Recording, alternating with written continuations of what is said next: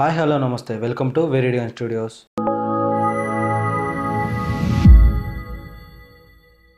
ఈరోజు మనం మాట్లాడుకోబోయే విషయాలు చాలా ఇంట్రెస్టింగ్గా ఉంటాయి. ఈ వీడియోని మాత్రం అస్సలు స్కిప్ చేయకుండా చూడండి. మన భూమి మీద ఒక దేశం ఉంది. అది రాబోయే కొద్ది దశాబ్దాల్లో మ్యాప్ నుంచే కనుమరుగైపోవచ్చు. సముద్రంలో మునిగిపోతున్న మొదటి కంట్రీ ఇదే కావచ్చు. అక్కడ ఉన్న ప్రజలకు భూమి, ఇల్లు అంటే ఏ ప్లేసెస్ కూడా లేకుండా పోతాయి. అందుకే ఆ ప్రదేశం వాటి చరిత్రను కాపాడుకోవడానికి వాటిని 3D స్కాన్ చేసి మెటావర్స్ లో అయితే అప్లోడ్ చేస్తుంది. ఇంకా ముందు ముందు ఎన్ని అద్భుతాలు చూడాల్సి వస్తుందో, ఇంకా మన భూమి అయినా ఎన్ని ప్రాబ్లమ్స్ ఫేస్ చేయాల్సి వస్తుందో నాకైతే అస్సలు అర్థం కావట్లేదు. అసలు ఇంతకీ ఆ దేశం ఏంటి? మనం మాట్లాడుకుంటున్న దేశం ఏంటంటే దాని పేరే తువాల్. ఇది పసిఫిక్ ఓషన్ మధ్యలో, హవాయి, ఆస్ట్రేలియా మధ్యలో అతి చిన్న ఐలాండే ఇది. దీని ఏరియా కేవలం 26 స్క్వేర్ కిలోమీటర్స్ మాత్రమే ఉంటుంది. ఇది మన హైదరాబాద్ లోని కొన్ని ప్రాంతాల కంటే చాలా చిన్నదని చెప్పుకోవచ్చు. అక్కడ ఎంతమంది ఉంటారో తెలుసా?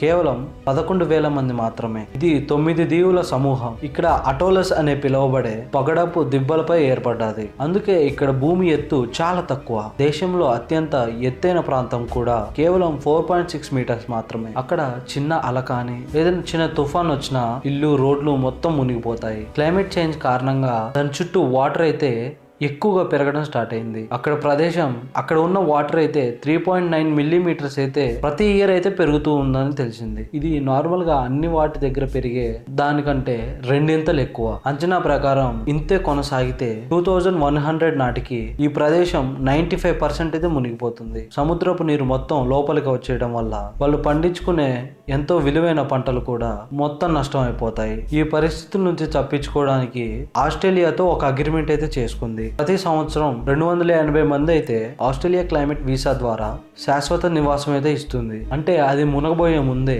అందరినీ కూడా షిఫ్ట్ అయితే చేస్తున్నారు. ఇంకో షాకింగ్ విషయం ఏంటంటే అక్కడికి వెళ్ళిపోవడానికి ఇప్పుడు ఉన్న జనాభాలో 40% మంది అయితే అక్కడికి వెళ్ళడానికి అప్లై చేసుకుంటున్నారంట. చూడండి ఆ పరిస్థితి ఎంత దారుణంగా ఉందో. అక్కడ ఉన్న గవర్నమెంట్ అయితే అక్కడ నుంచి పారిపోవాలని అయితే అనుకోవట్లేదు. వాళ్ళు తమ ఐడెంటిటీ, కల్చర్ ని కాపాడుకోవడానికి చాలా పోరాడుతున్నారు. అందుకే 2022లో మొదటి డిజిటల్ నేషన్ గా మారాలని ప్రకటించారు. ఉత్తమ సంస్కృతి, పాటలు, కథలు ప్రతి ఇల్లు అంతా క్లౌడ్ లోకి తరలిస్తున్నారు. ఒకవేళ దేశం మునిగిపోయినా కూడా డిజిటల్ వరల్డ్ లో వాళ్ళ అధికారం అండ్ కల్చర్ అయితే అలాగే ఉంటుందని వాళ్ళైతే నమ్ముతున్నారు. ఇంకొక ఇంట్రెస్టింగ్ అయిన విషయం ఏంటంటే ఈ చిన్న దేశానికి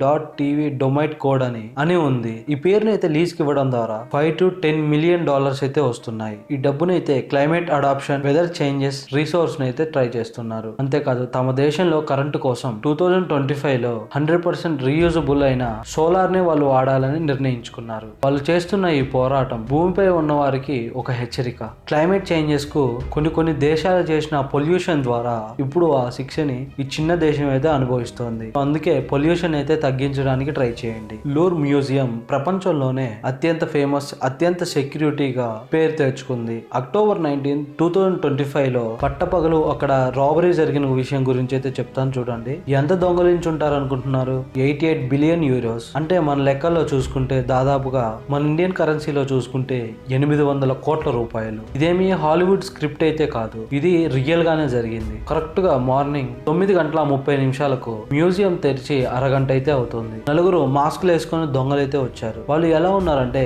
అక్కడ పనిచేసే వ్యక్తుల్లా యూనిఫామ్ అయితే వేసుకొని ఉన్నారు. ఆ ప్రదేశంలో పనిచేసే వాళ్ళని పెద్దగా అయితే పట్టించుకోరు. ఫర్నిచర్ ని అయితే కరెంట్ లిఫ్ట్ ని అయితే యూజ్ చేశారు. దాన్ని ఫస్ట్ ఫ్లోర్ బాల్కనీకి అయితే లిఫ్ట్ చేశారు. అక్కడ సైలెంట్ గా విండోని అయితే కట్ చేసి లోపలికైతే వెళ్ళిపోయారు. లోపల ఎంతసేపు ఉన్నారంటే కేవలం 4 నిమిషాలు మాత్రమే. అక్కడ ఉన్న గ్లాసెస్ ని అయితే పలగొట్టి ఎంతో విలువైన కొన్ని వస్తువులను అయితే దొంగలించారు. కళ్ళు మూసి తెరిచే లోపు 7 నిమిషాల్లో 800 కోట్ల రూపాయలైన జ్యువెలరీతో అయితే వాళ్ళు పారిపోయారు.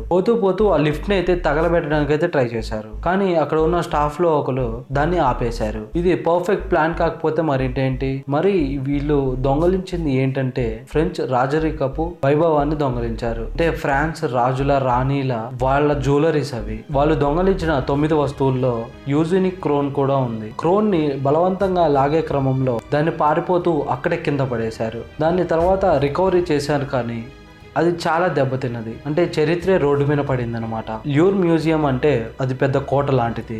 కానీ వీళ్ళైతే చాలా ఈజీగా వచ్చారు. దొంగలించారు, పారిపోయారు. అసలు సెక్యూరిటీ ఎందుకు ఫెయిల్ అయింది? అక్కడున్న మ్యూజియం డైరెక్టర్ అయితే పెద్ద ఫెయిల్యూర్ అనేది అంటున్నాడు. ఎందుకంటే ఆ దొంగలు ఎక్కిన బాల్కనీ వైపు ఇక్కడ ఉన్న అవుట్ సైడ్ కెమెరా అయితే పనిచేయట్లేదు. అది చాలా రోజుల నుంచి రిపేర్ కూడా జరగట్లేదు. అంటే లోపల ఉన్న వ్యక్తి ఎవరో సహాయం చేస్తున్నాడు ఈ దొంగలకి. మీరేమనుకుంటున్నారు? కామెంట్ సెక్షన్లో అయితే కామెంట్ చేయండి.